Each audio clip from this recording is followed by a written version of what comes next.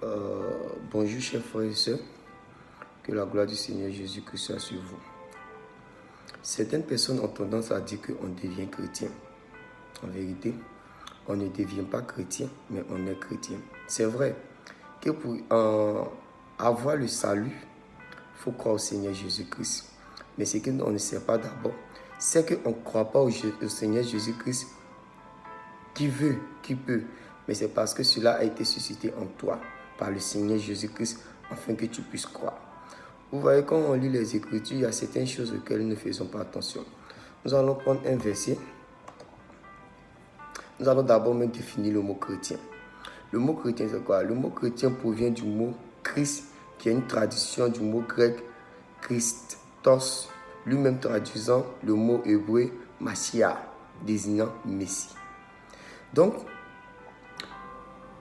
le chrétien, c'est celui qui est loin du Seigneur, c'est-à-dire en qui Christ a la vie. Il a la vie et la sémence de Christ en lui. Maintenant, est-ce que pour avoir cette sémence, on l'acquiert lorsque on croit, ou bien c'est le Seigneur Jésus-Christ qui nous a déjà prédestinés à croire à ça? Nous allons voir plus en détail ensemble certains versets. Nous allons parler d'abord Jean 10, après verset 26. Parole du Seigneur. Mais vous ne croyez pas parce que vous n'êtes pas de mes brebis. Voilà le Seigneur Jésus-Christ qui s'adressait à la foule, à qui pour qui il a fait plein de choses, mais il ne croyait pas toujours en lui. Mais le Seigneur Jésus-Christ, lui, ça ne l'a pas étonné parce qu'il dit quoi? Si ces personnes ne croient pas en lui, c'est parce qu'ils ne sont pas choisis, n'ont pas été choisis avant la fondation du monde. C'est pour cela qu'ils ne croient pas en lui. Mais ceux-là qui ont été choisis avant même de venir sur terre vont croire en lui. Parce que le moment est arrivé où cette sémence, où ce qu'ils sont doit être activé. C'est pour ça qu'il dit, mais vous ne croyez pas parce que vous n'êtes pas de mes brebis. Ah, parce que le Seigneur Jésus-Christ connaît ses brebis. Mes brebis entendent ma voix, je les connais et elles me suivent. C'est-à-dire quoi? Étant sur la terre, déjà le Seigneur Jésus-Christ connaissait déjà tous ceux qui devaient croire en lui. C'est pour cela qu'il dit, mes brebis entendent ma voix, je les connais et elles me suivent. Donc, l'homme ne devient pas chrétien, mais il est de nature chrétien avant même la naissance. Mais ce qu'il est endormi, et c'est lorsque maintenant il entend cette parole qu'il doit réveiller cette chose en lui, c'est à ce moment maintenant que cette nature se dévoile réellement en lui. Je vous prends un exemple simple. C'est comme un enfant de 6 ans. Si tu mets une femme nue devant un enfant de 6 ans, il n'aura pas de réaction. Ça ne va rien lui dire. Parce qu'il n'a pas encore, ce côté homme n'est pas encore réveillé en lui. Ça ne veut pas dire qu'il n'est pas homme. Il est homme, il est garçon, c'est vrai. Mais ce côté homme qui voit une femme et qui a des idées n'est pas encore réveillé en lui. Mais ce même enfant, si tu le prends à 18 ans, que tu mets une femme nue devant lui, il aura des idées. Parce qu'à ce moment, ce côté homme est réveillé en lui. Voilà, et c'est ce que nous sommes les chrétiens. Lorsque tu n'as pas encore reçu la parole du Seigneur Jésus-Christ, l'authentique doctrine du Seigneur Jésus-Christ, tu ne sais pas d'abord que tu es chrétien. Mais au moment où tu reçois cette parole et que tu crois, cette parole active quelque chose en toi. Et c'est à ce moment que ta nature de chrétien se réveille et tout le monde constate réellement que cet enfant est vraiment de Dieu. Nous allons voir encore plus en détail dans d'autres versets. Quand on prend Jean 17, après du verset 6 plutôt, le Seigneur Jésus-Christ dit quoi? J'ai fait connaître ton nom aux hommes que tu m'as donné du milieu du monde. C'est-à-dire quoi? Le monde dans lequel nous sommes, il y a certaines personnes qui sont de Dieu. Et ces personnes-là, Dieu les avait déjà consacrées à croire à cette parole. Il les avait déjà mises à part. C'est pour cela que le Seigneur Jésus-Christ dit, j'ai fait connaître ton nom aux hommes que tu m'as donné du milieu du monde. C'est-à-dire quoi? Il y a une portion de personnes que Dieu lui-même avait déjà mis à part pour croire en sa parole. Et il continue, dit, ils étaient à toi et tu me les as donnés. Les chrétiens, c'est Dieu qui les avait déjà, qui avait déjà mis cette sémence en eux. Et c'est pourquoi ils étaient au Seigneur, au Dieu Tout-Puissant, et il les a donnés à son Fils Jésus-Christ. Et il continue de dire, ils ont gardé ta parole. C'est-à-dire, ceux qui sont du Seigneur Jésus-Christ gardent la parole du Seigneur Jésus-Christ. Parce que leur être intérieur et leur nature de chrétien ne peut pas changer. Voilà. Ils restent et ils demeurent chrétiens dans leur nature. C'est pour cela que le Seigneur Jésus-Christ dit, c'est pas nous qui le tenons, mais c'est lui qui nous tient. Parce qu'il nous a rachetés d'un grand prix. Nous qui sommes chrétiens. Je vais continuer encore. Jean 6, verset 37, le Seigneur Jésus-Christ dit que tout ce que le Père me donne viendra à moi. C'est-à-dire quoi? C'est vrai, il prêche la parole. Il est venu, il a parlé, il allait de ville en village pour des prédications. Mais ce n'est pas tout le monde qui devait croire. Car c'est ce que le Seigneur, le Dieu Tout-Puissant, avait mis à part. C'est ceux-là qui devaient croire en sa parole. Vous dites quoi? On ne devient pas chrétien, mais on est chrétien. Puisque le Dieu Tout-Puissant nous avait déjà choisi même avant la fondation du monde pour croire en cette doctrine. Voilà. C'est pour ça que les deux personnes qui vont écouter une prédication, un peut croire et l'autre ne pas croire. Parce que celui qui est prédestiné à croire en cette parole va croire. Celui qui n'est pas prédestiné à croire en cette parole, cela ne touche pas. Ça ne veut pas dire qu'il n'est pas peut-être chrétien. Peut-être que le moment n'est pas encore arrivé pour lui croire en cette parole. C'est pour cela qu'il ne va pas croire. Même si tu veux faire tout ce que tu veux comme démonstration de Bible, il ne va pas croire. Parce que ce moment n'est pas encore arrivé pour qu'il puisse croire en cette parole. On va continuer.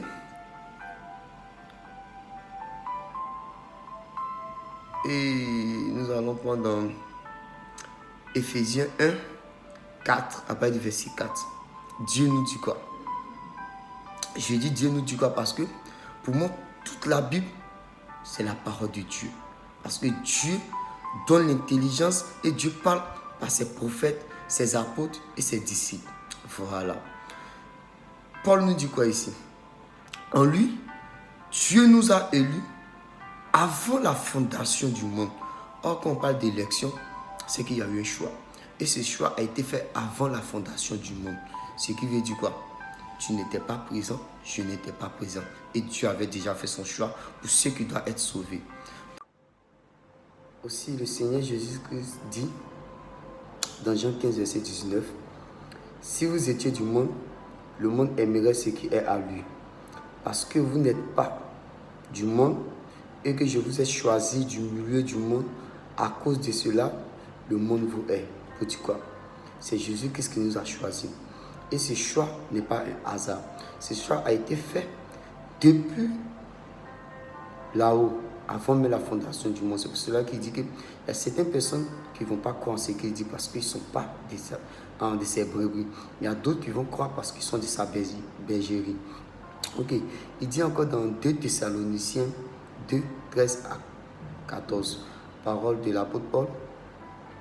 Nous tous, pour nous, frères bien-aimés du Seigneur, nous devons à votre sujet rendre continuellement grâce à Dieu parce que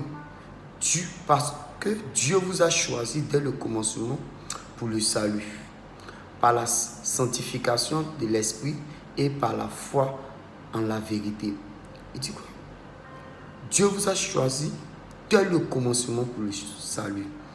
Dès le commencement de toutes choses, Dieu avait déjà mis à part ceux qui devaient recevoir le salut du Seigneur Jésus-Christ. Et ce salut-là, c'est le Seigneur Jésus-Christ. Nous allons prendre encore d'autres versets, même où Paul parle de l'élection de Dieu. Colossiens 3, verset 12, Paul dit quoi? Ainsi donc, comme des élus de Dieu, saints et bien-aimés, revêtez-vous d'entrailles de miséricorde, de bonté, d'humilité, de douceur, de patience. C'est-à-dire quoi? Nous sommes des élus de Dieu. Et étant des élus, c'est-à-dire des choisis de Dieu, et ce choix n'a pas été fait par en fonction de nous. Ce choix a été fait par Dieu, sans même nous demander notre avis. Voilà, nous devons marcher comme des élus. Voilà. Dans 1 Timothée 5, 21, Paul dit quoi? Je te conjure devant Dieu, devant Jésus-Christ et devant les anges élus. Même au niveau des anges, Dieu a fait aussi son élection. Il a choisi des anges qui sont dignes d'être avec lui. Il a choisi des anges aussi qui devaient tomber. Voilà. Donc rien ne surprend Dieu. Dieu est un Dieu qui prévoit tout l'avance. Voilà. Même pour la création du monde, tout ce qui devait se passer dans le monde, Dieu avait déjà tout prévu. Et il sait qui devait faire quoi et qui doit faire quoi. C'est pour cela que quand Jésus était encore sur terre, à chaque fois qu'il parlait, il savait qui devait le trahir. Parce que Jésus, étant Dieu, sait d'avance qu'il a déjà choisi pour faire telle chose ou telle chose. Vous voyez, Pierre a trahi Jésus-Christ 3 fois. Et Jésus-Christ a dit quoi? Il dit, j'ai déjà prié pour toi. Mais pourquoi Jésus-Christ n'a pas prié aussi pour Judas? Parce que déjà, même avant même de venir sur terre, il savait déjà qui il avait choisi pour marcher avec lui, sur qui il devait bâtir son église et qui il avait choisi pour pouvoir accomplir cette trahison pour qu'il soit crucifié. Ce sont des choses que le Seigneur Jésus-Christ il avait déjà prévues d'avance. Voilà. Nous allons continuer. Tite 1, verset 1. Paul nous dit quoi? Paul, serviteur de Dieu et apôtre de Jésus-Christ pour la foi des élus. Donc, Paul, ayant reçu le Saint-Esprit, savait en lui-même déjà ce que Dieu avait déjà choisi pour croire en sa parole. C'est pour ça qu'il parlait d'élu. Parce que l'élu, c'est celui-là que Dieu a choisi afin de porter sa sémence. Et ce choix a été fait même avant la fondation du monde. Ok. Il y en a encore plein de versets. Quand on parle d'élu, élu en réalité, ça veut dire quoi? Élu, par sa définition, veut dire personne choisie par une élection. Et s'il y a élection, c'est qu'il y a un choix. Donc, nous allons prendre Jean 10 encore, verset 24. Pour bien comprendre, les Juifs furent secs autour de lui. Il lui dit, combien de temps vas-tu nous tenir en haleine? Si c'est toi le Christ, dis-le-nous ouvertement. Jésus leur répondit, je vous le dis, et vous ne croyez pas. Les œuvres que je fais, moi, au nom de mon Père, voilà ce qui me rend témoignage. Mais vous ne croyez pas parce que vous n'êtes pas de mes brebis. Mes brebis entendent ma voix, je les connais, elles me suivent. Je leur donne la vie éternelle. Jamais elles ne périront. Vous voyez, le Seigneur Jésus-Christ, il est clair. Il est clair sur certaines choses. Ce que lui, il a déjà choisi d'avance, c'est lui qui leur donne la vie éternelle. Et il dit, jamais elles ne périront. Pour dire que rien ne peut lui arracher ses enfants de ses mains. Rien ne peut. Rien. Même pas le péché. Parce que certains ont tendance à dire que si tu pêches, s'il arrivait que le chrétien pêche, à ce moment-là, Dieu efface son nom dans le livre de vie. Et s'il marche correctement encore, Dieu réécrit son nom. Non, Dieu n'est pas... C'est pas un jeu que Dieu fait. Dieu sait déjà d'avance ceux qu'il a choisi pour être sauvé. Et il sait d'avance ceux qu'il a choisi aussi pour habiter l'enfer. Donc, ce n'est pas quelque chose qui est nouveau devant Dieu. Voilà, mais je vais continuer la lecture. Et personne ne les arrachera de mes mains. Ouais. Il dit, personne ne les arrachera de mes mains. Non, ce n'est pas le péché qui va venir arracher un élu des mains du Seigneur Jésus-Christ. Ça, si ça arrivait, c'est que le Seigneur Jésus-Christ n'est pas digne d'être suivi. Mais moi, le Seigneur Jésus-Christ, pour toute sa gloire et connaissant la force de moi, mon Dieu, je sais que cela ne peut arriver. Voilà, cela ne peut arriver. Il continue au verset 29. Mon Père qui me les a donnés est plus grand que tout. et personne ne peut les arracher de la main de mon Père. Le Père et moi, nous sommes un. Pour dire quoi? Si tu as vu Dieu, tu l'as vu. Puisque c'est lui-même le Dieu Tout-Puissant dans un corps humain. Donc, personne ne peut arracher le Seigneur Jésus, un enfant que lui-même l'a choisi. Il a mis à part pour prendre sa parole. Il dit non, que comme il a péché, il n'est plus sauvé. Non.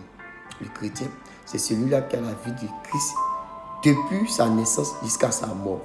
On ne devient pas chrétien, on est chrétien et on meurt chrétien. Mais on va continuer. Ici, Christ nous montre que les enfants de Dieu sont connus d'avance. Et c'est eux qui viennent à lui par les témoignages qui rend du Père. Vous voyez? Christ nous montre ici que les enfants de Dieu sont connus d'avance. Voilà. C'est pas quelque chose qui est nouveau. Donc, frères et sœurs, quand nous lisons la Bible, faisons très attention. Voilà. Si tu veux faire juste une lecture de la Bible, il y a plein de choses que tu ne vas pas comprendre. Voilà.